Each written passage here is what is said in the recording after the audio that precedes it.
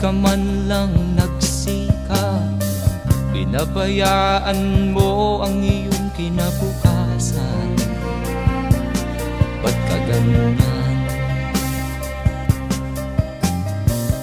Di naman sila nagkulang, ibinigay ang iyong kailangan. Bakit bumagsak ka sa kalokohan? Nagpabaya ka,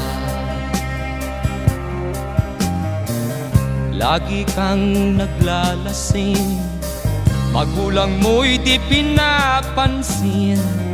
Nais lang naman nila'y sa iyong kabutihan.